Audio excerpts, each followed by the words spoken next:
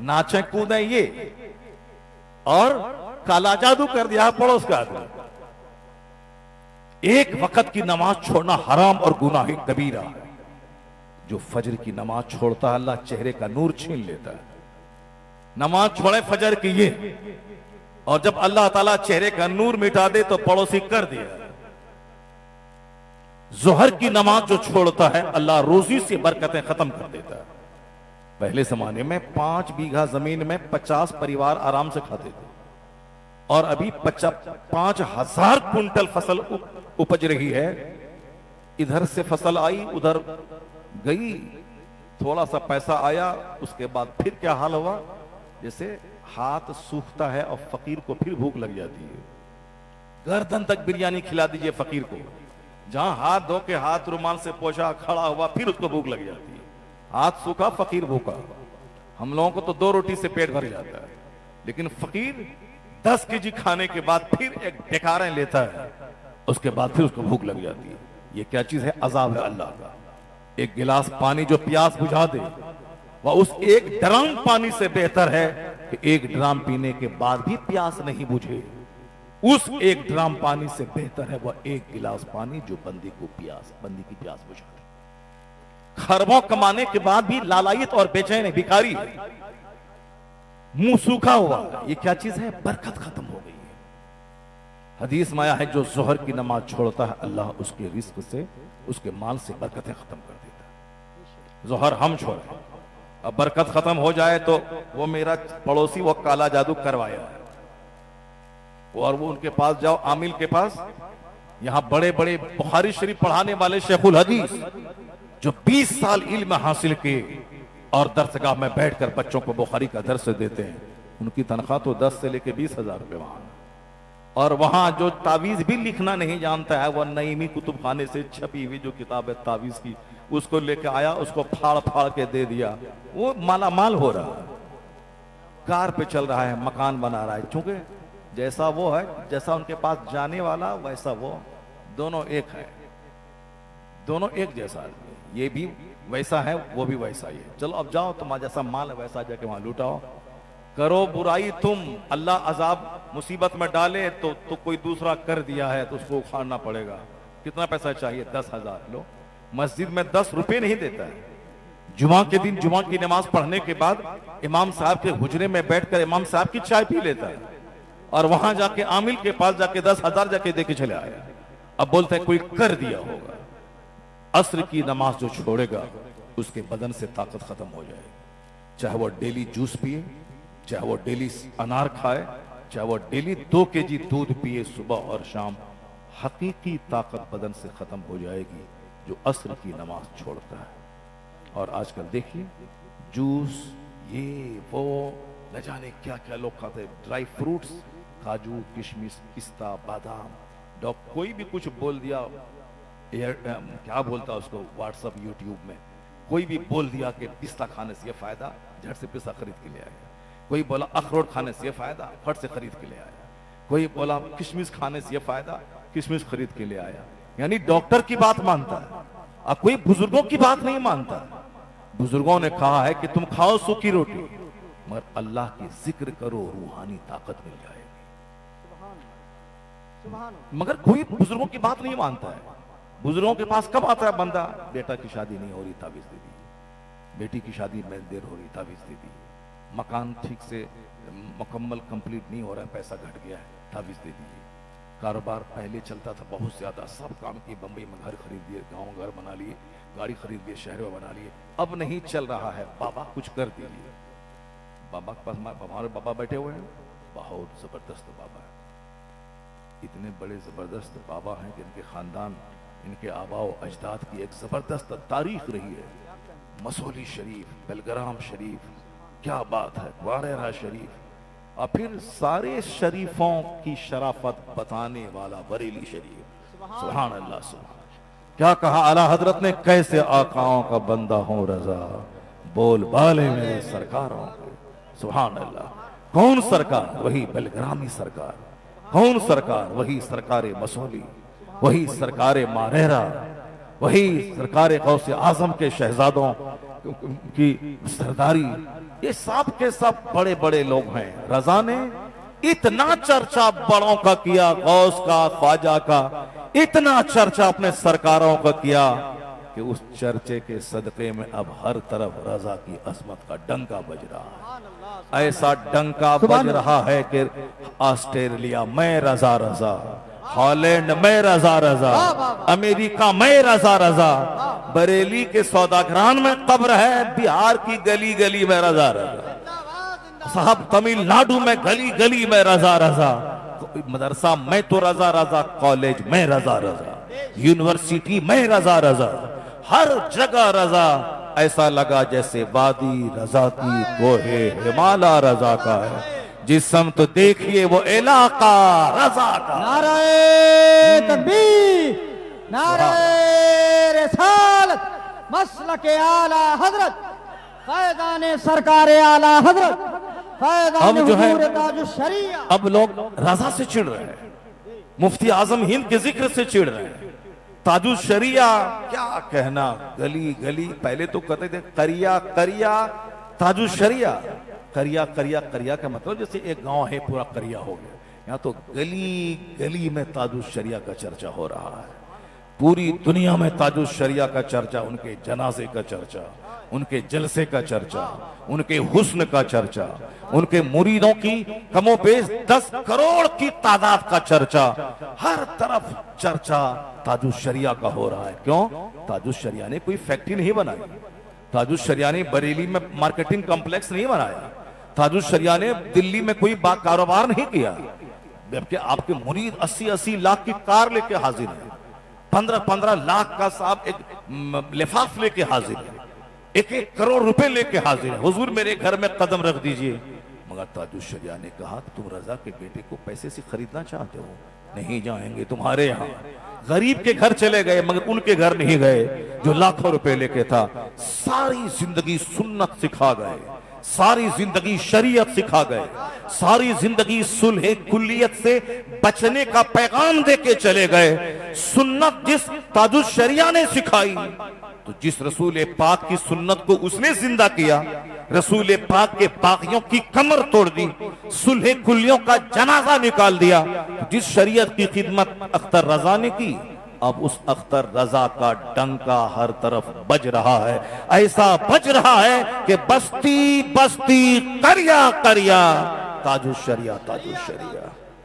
जो अपने बाप दादा का जिक्र करता है उसको उनका अपना बेटा भूल जाता है, जो सिर्फ अपने खानदान का चर्चा करता है उसको उसके गांव के लोग भूल जाते हैं। लेकिन जो चर्चा मुस्तफा का करता है, जो चर्चा खुदा का करता है, जो चर्चा खुदा के दीन का करता है, जो चर्चा मुस्तफा की शरीयत और सुन्नत का करता है, बता दे कोई कि आला हजरत ने अपने बाप की बायोग्राफी पे कोई किताब लिखी हो।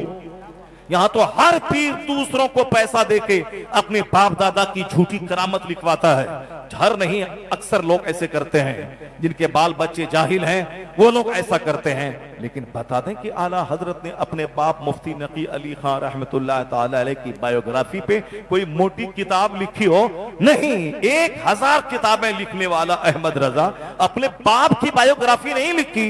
जब भी कलम उठाया मुस्तफा की अजमत पे कलम उठाया, मुस्तफा की अजमत बयान किया, हुजूर की अजमत पे होने वाले हमलों का दिफा किया है, तहफ़्फ़ुज़े नामुसे रिसालत का फरीज़ा अंजाम दिया है। तो जो रजा अपने आप को मुस्तफा के कदमों में डाल दिया, अपनी इज्जत, अपना नामूस, अपना खानदान, अब सब कुछ कुर्बान कर दिया, उसको सौदागरान से अल्लाह ने उठाया, शोहरत के उस आसमान पे पहुंचा दिया कि वक्त गुजरता जा रहा है, रजा की अजमत का पहलू उजागर होता चला जा रहा है। नारे तकबीर, नारे रिसालत, मसलके आला हजरत, फैज़ाने सरकारे आला हजरत।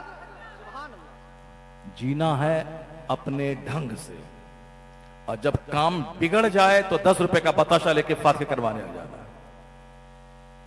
जीना है अपने ढंग से और अपनी मर्जी के मुताबिक मुरादें मांगनी हो तो मसूली शरीफ चले जाए। अब 50 रुपए का बताशा लेके फातह करें, और बाबा 10 करोड़ का प्लॉट बिक रहा है, एक नजर करम चाहिए, बताशा 10 रुपए का, और 10 करोड़ का प्रोजेक्ट लेके पहुंचे, 10 करोड़ रुपए का प्रोजेक्ट लेके पहुंचे। न पढ़ना न लिखना है, चले गए मसूली और चले गए अजमेर शरीफ। बाबा फला रमेश का बेटा डीएम बन गया, हमारे बेटे को भी डीएम बना दीजिए। अब रमेश का बेटा 15 घंटा पढ़ेगा तो डीएम बनेगा, उमेश का बेटा 18 घंटा पढ़ेगा तो डॉक्टर बनेगा, और अब्दुल्ला का बेटा खाली गुटखा खाएगा। अब्दुल्ला का बेटा गुटखा खाएगा और गुटखा खा के जलसे में बैठेगा। पीर साहब को सलाम करने के लिए बहुत दूर जाके पहले पिरकी फेंकेगा, तब आके के सलाम करेगा। क्या दिल दिमाग सब चौपट हो गया। हर चीज का एक टाइम होता है। पखाना रूम जाना है, क्या मतलब 24 घंटे पखाना रूम में रहे तो उसका तो बवासीर की बीमारी होगी, सारी एतरी बाहर निकल जाएगी उसकी, जो हमेशा रहेगा वहां। गया काम किया, फट से निकल गया। जो 24 घंटे सोएगा पागल हो जाएगा, उसकी अकल खत्म हो जाएगी, मर जाएगा। सोना 4 से लेके 6 घंटा बस। वो डॉक्टर फॉक्टर कहते हैं 8 घंटा 12 घंटा। हाँ, बच्चा को 12 घंटा सोना चाहिए, लेकिन जो जवान आदमी है 4 से लेके 6 घंटा। हम लोगों को नसीब कहाँ है 6 घंटा 8 घंटा सोना। 3 घंटा 4 घंटा, 3 घंटे 4 घंटे बस काफी है। 4 घंटे सोइए, ज्यादा वर्क कीजिए, और उसके बाद ज्यादा मत खाइए। खाइए, बिरयानी खीर अच्छी चीज है, मेरे यहाँ गर्दन तक खा लिए तो 4 दिन वोमिटिंग होगी और लूज मोशन होगा, आगे से भी निकलेगा पीछे से भी निकलेगा, दोनों काम होगा। तो अच्छी है बिरयानी, तो क्या मतलब सब सारी देख बिरयानी खा लें। खीर अच्छी है तो क्या मतलब सारी खीर खा लें। रसमलाई अच्छा है तो क्या मतलब 50 कप खा लें। बस उतना ही खाएं जितना पच जाए। गुटखा तो खाना ही नहीं चाहिए, कैंसर होता है उससे। लेकिन अगर किसी को आदत लग गई है, अगर वो धीरे धीरे उसको छोड़ दे, तो उसके लिए 5 मिनट का टाइम निकाल ले, 5 मिनट का टाइम निकाल के खा ले। उसके बाद हाथ साफ करके मिसवाक करके अपना रेडी हो जाए, ताकि बदबू ना हो, कैंसर पैदा ना हो। ये क्या, गुटखा खा के सो गया 6 घंटा, अब वो सारा तंबाकू अंदर अंदर भीगता रहा। 2-4 साल के बाद पता चला कि कैंसर हो गया है। पूरा पहले मुंह काट दिया गया, उसके बाद भी नहीं हुआ तो बस सीधे अपना चले गए, कब्रिस्तान पहुंच गए। ये जरूरी अननेसेसरी चीज है, जिसके खाना खाने से कुछ भी नहीं होने वाला है। अल्हम्दुलिल्लाह हम लोग नहीं खाते हैं राजशरी, शुद्ध पलस, रजनीगंधा, पान पराग। पान तक नहीं खाते हैं तो शुद्ध पलस का क्या मतलब। पान नहीं खाते, सिगरेट नहीं पीते, बीड़ी नहीं पीते, रजनीगंधा नहीं खाते हैं, पान पराग कुछ भी नहीं खाते। सिर्फ चाय कभी कभी पीते हैं, आदतन भी नहीं पीते। अभी आए तो चाय तक नहीं पिया, वो नमकीन खा लिया, फिर रोटी खा लिया, उसके बाद अपना नमाज पढ़ा, आ गए स्टेज पर। बहुत सारे, अरे लाओ जल्दी से चाय वरना मर जाएंगे, लाओ। गुलाम नहीं बने चाय का, सबको अपने बस में रखते। जब चाहा पिया, नहीं चाहा नहीं पिया। सिगरेट बीड़ी को बस में रखना है ना। हम नहीं पीते हैं अलग बात है, पीना हराम भी नहीं है, लेकिन अगर आप पीते हैं तो अपने बस में रखिए। नहीं पिएंगे 5 दिन कुछ नहीं होने वाला, नहीं पिएंगे बीड़ी 5 दिन कुछ नहीं होने वाला। ये क्या है कि बीड़ी नहीं पिएंगे तो सुबह लेटिन ही नहीं होगा। ये कौन सी गुलामी है, ये कौन सी गुलामी कर रहे हैं। गुल नहीं घसेंगे तो लेटिन नहीं होगा। अब नमाज पढ़ने के बाद गुल लेके घस रहे हैं, या नमाज नमाज पढ़ाने से पहले गुल घस रहे हैं और घूम रहे हैं ताकि निकलने का इंतजाम हो जाए। इस बीच में जमात छूट जाए, मुअज्जिन साहब तुम नमाज पढ़ा दो। अरे जमात को छूटे, गुल छोड़ो ना, तुम गुल छोड़ दो। क्या जब गैर जरूरी चीज है गुल छोड़ दो, क्यों उसके गुलाम हो गए। गुल छोड़ दो। जो गुल नहीं खाता वो भी बाथरूम जाता है, और तुमसे ज्यादा अच्छा बाथरूम करता है वो। तो इसका फिर उसको गुलामी करने की क्या जरूरत है। सब अननेसेसरी गैर जरूरी चीजों को छोड़ दे। बुजुर्गों ने कहा है अल्लाह का जिक्र करो, नमाज पढ़, नमाज से असर पाबंदी से पढ़ो, बगैर संतरा खाए हुए ताकत मिल जाएगी। फजर की नमाज पढ़ने वाले का चेहरा नूरानी हो जाता है, जोहर पढ़ने वाली की रोजी में बरकत हो जाती है, असर पढ़ने वाले के बदन में ताकत मिल जाती है, और जो मगरिब की नमाज पढ़ता है उसकी औलाद में अल्लाह फरमा बरदारी दे देता है। जो मगरिब नहीं पढ़ेगा उसी का बेटा हो जाएगा आवारा, उसका बेटा हो जाएगा लुच्चा लफंगा, उसका बेटा हो जाएगा माँ बाप को मारने वाला, ससुराल की गुलामी करने वाला। आज चाहे कुछ भी करें, 50 तावीज आप गले में डाल दें, लेकिन अगर आपने सिस्टम के खिलाफ जिंदगी गुजारी है, 50 तावीज का कोई असर नहीं होगा। तावीज का असर उतना ही होता है जितना जुज़वी तौर पर असर होना चाहिए। ऐसा नहीं होता है कि लगा दें खीरा का पेड़, उम्मीद करें यहां से तावीज डालने के बाद यहां से नारंगी पैदा हो जाए, यहां से तरबूज पैदा हो जाए। नहीं होता है। खीरा के पेड़ से खीरा, तरबूज के पेड़ से तरबूज, और कद्दू और लौकी के पेड़ से लौकी, आम के पेड़ से आम, और कटहल के पेड़ से कटहल, लीची के पेड़ से लीची। नहीं होगा कि बाबा से तावीज डाल दें लीची के पेड़ में और वहां से सेब निकल जाए। नहीं होगा। ऊपर से लेके नीचे तक 1 लाख तावीज उसमें गरज तो नहीं निकलेगी लीची। आम का पेड़ है वो, जैसी जमीन वैसी फसल, जैसा दरख्त वैसा फल, जैसी माँ वैसा बच्चा, जैसा बाप वैसा बेटा। बाप होत थे मौला अली, माँ थी फातिमा ज़हरा, तब बेटा हुए हसन और हुसैन जैसे शहीदों के सरदार। और जब बाप थे सैयद मूसा साले जंगी दोस्त, और माँ थी सर से लेके पांव तक तकवा और परहेजगारी का मुजस्समा, तब बेटा वलियों का सरदार अब्दुल कादिर जीलानी की शक्ल में पैदा हुए। और जब बाप थे सैयद गयासुद्दीन, और माँ थी रात भर मुसल्ले पे बैठकर अल्लाह अल्लाह करने वाली, तब बेटा 90 लाख मुशरिकों को कलमा पढ़ाने वाला मोइनुद्दीन अजमेरी की शक्ल में पैदा हुआ। और जब बाप हुए मुफ्ती नकी अली खां, माँ हुई तहज्जुद गुजार, तब बेटा करोड़ों मुसलमानों का रहनुमा मुजद्दिद आजम शेखुल इस्लाम अहमद रजा खां फाजिले बरेलवी बन के पैदा हुए। और जब बाप हुए अहमद रजा खां, माँ हुई तहज्जुद गुजार, तब बेटा मुफ्ती आजम हिंद पैदा हुआ।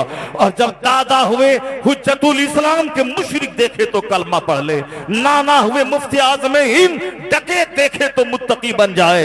अब बाप हुए मुफस्सिर आजम हिंद, जिनको आम आदमी देखे तो ज़ुहद और तकवा की कैफियत से सरशार हो जाए। और माँ हुई जरूरत पड़ने पर सारे जेवरात को बेचकर मंजर इस्लाम के मुदर्रिसिन की तनख्वाह दिलाने वाली, तब उसी कोख का बच्चा 10 करोड़ मुरीदों का मुर्शिद अख्तर रजा का अजहरी पैदा होता।